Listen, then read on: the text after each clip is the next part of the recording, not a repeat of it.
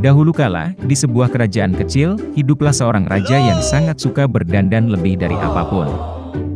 Dia bisa menghabiskan sepanjang hari di ruang ganti, pamer di depan cermin dengan gaun baru. Jadi, untuk setiap kesempatan kehidupan, apakah itu perjalanan ke teater atau hanya sarapan, raja telah menyiapkan kain dan jubah terbaik. Dan kemudian suatu hari dua penipu tiba di kerajaan. Di jalanan ibu kota, mereka mendengar tentang seorang raja yang suka berdandan. Dan kemudian rencana licik matang di benak para penipu. Mereka memutuskan untuk menyamar sebagai penenun yang mampu membuat kain yang indah, lebih baik dari yang tidak bisa dibayangkan. Dan agar raja pasti memperhatikan mereka, para penipu menyebarkan desas-desus bahwa kain mereka memiliki sifat magis.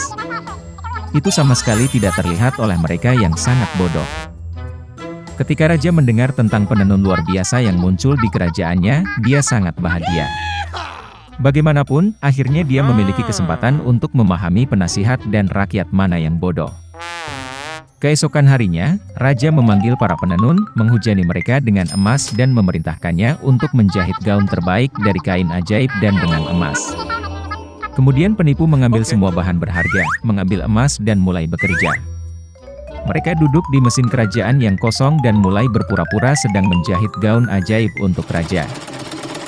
Desas-desus tentang kain aneh menyebar ke seluruh kerajaan, dan semua orang ingin melihatnya. Raja sendiri tidak terkecuali. Dia benar-benar ingin melihat gaun itu, tetapi dia takut dia akan menjadi bodoh dan tidak akan melihat kainnya. Maka raja memutuskan untuk mengirim penasihatnya yang paling bijaksana kepada mereka, yang paling cerdas dan jujur di antara semuanya. Ketika penasihat lama datang ke bengkel, dia melihat bagaimana para penipu bekerja di belakang mesin kosong. Mereka mengangkat gaun yang tidak ada, meluruskan lipatan tak terlihat, dan memuji desain palsu. Kemudian konselor, karena takut dia akan terlihat bodoh, berpura-pura melihat gaun itu juga. Kembali ke kerajaan, lelaki tua itu tidak menemukan kekuatan untuk mengakui bahwa dia belum melihat apa-apa. Oleh karena itu, dia melaporkan kepada raja bahwa kainnya sangat bagus. Menteri mengikuti penasihat penenun. Dia memandang mesin-mesin kosong dengan cara yang sama dan takut dia sebenarnya bodoh dan tidak layak untuk tempatnya. Jadi menteri kembali menghadap raja dan memuji kain itu lebih dari yang dilakukan anggota dewan. Akhirnya raja memutuskan untuk mengagumi keingintahuan itu sendiri, hingga akhirnya dikeluarkan dari mesin. Dia mendatangi para penenun dengan seluruh rombongan abdi dalam. Tetapi baik raja maupun penasihat tidak melihat gaun itu. Namun, masing-masing mulai mengagumi pakaian itu, membayangkan bahwa semua orang benar-benar melihat kain itu. Karena puas dengan hasilnya, raja menghadiahkan salib satria yang licik dan memberi mereka gelar penenun istana. Dan kemudian tibalah saatnya ketika Anda bisa mengenakan pakaian baru. Para penenun nakal menawarkan diri untuk mengumpulkan raja sendiri.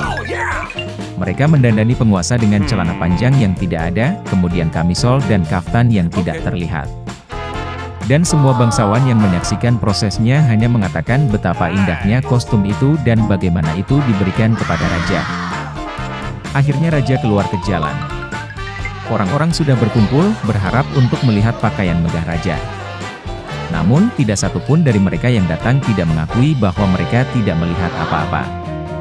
Ketika tiba-tiba seorang anak kecil muncul dari kerumunan dan berseru bahwa raja telanjang. Kerumunan mengambil kata-kata ini, dan semua orang di sekitar mulai menertawakan penguasa. Raja menyadari bahwa dia telah ditipu, tetapi melanjutkan perjalanannya, sebagaimana layaknya seorang raja.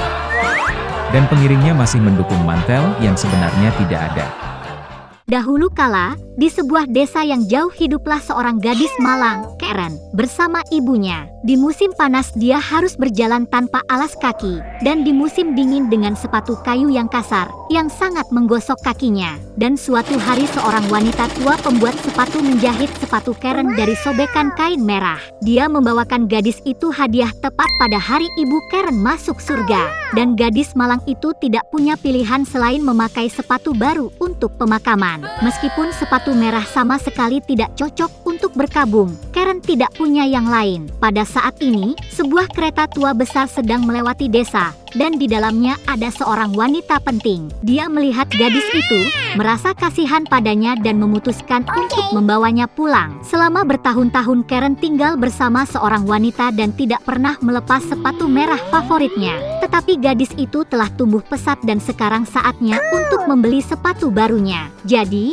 wanita itu membawa Karen ke toko. Wanita itu sudah tua, dan karena itu tidak bisa melihat sepasang sepatu yang benar. Kemudian dia meminta Karen untuk memilih sepatu hitam paling sederhana untuk dipakai ke gereja. Tapi di etalase toko ada sepatu merah cerah. Mereka persis seperti yang pernah dibuat pembuat sepatu untuk Karen. Maka gadis itu memberitahu wanita itu bahwa dia telah memilih sepatu yang paling sederhana, dan nyonya dengan senang hati membayarnya. Hari Minggu tiba, dan wanita tua itu memerintahkan Karen untuk bersiap-siap ke gereja. Nyonya menyuruh gadis itu untuk berpakaian sopan dan terkendali. Tetapi Karen sangat ingin memakai sepatu baru sehingga dia tidak bisa menahan diri dan pergi ke gereja dengan sepatu merah. Dan semua orang dalam kebaktian sesekali memandang kaki Karen. Setelah makan malam, wanita itu mengetahui dari orang-orang bahwa Karen datang dengan sepatu merah. Wanita itu tidak tahan dengan rasa malu dan memutuskan untuk pulang lebih awal.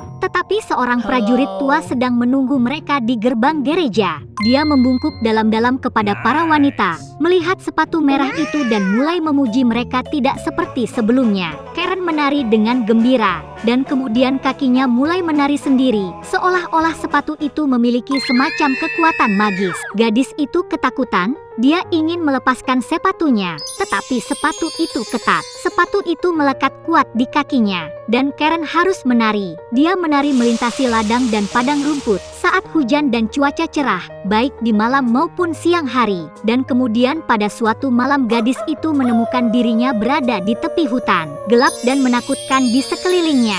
Tiba-tiba cahaya putih membutakan Karen. Itu adalah malaikat berjubah putih panjang. Di belakang bahunya ada sayap besar yang turun ke tanah. Dia menatap gadis itu dengan tegas dan berkata bahwa karena penipuan, kebanggaan dan ketidaktaatannya, dia akan menari untuk selamanya sampai dia layu seperti mumi. Sebelum Karen sempat mengucapkan sepatah kata pun, sepatu itu menangkapnya dan menuntunnya. Untuk waktu yang lama, sepatu gadis itu dikenakan di atas batu, menembus semak belukar dan semak duri. Duri tajam menusuk kaki Karen dan mencakarnya hingga berdarah. Dan kemudian dia menari ke rumah kecil terpencil milik penjaga hutan. Gadis itu duduk di teras dan menangis dengan getir. Dia berhasil bertobat dari ketidaktaatannya dan yang terpenting ingin meminta maaf kepada wanita itu. Ketika Rimbawan mendengar gadis itu menangis, dia merasa kasihan padanya dan memutuskan untuk membantu. Kemudian dia mengambil gunting perak dan memotong sepatu merah itu. Karen sangat senang bisa mengendalikan kakinya lagi. Sekarang,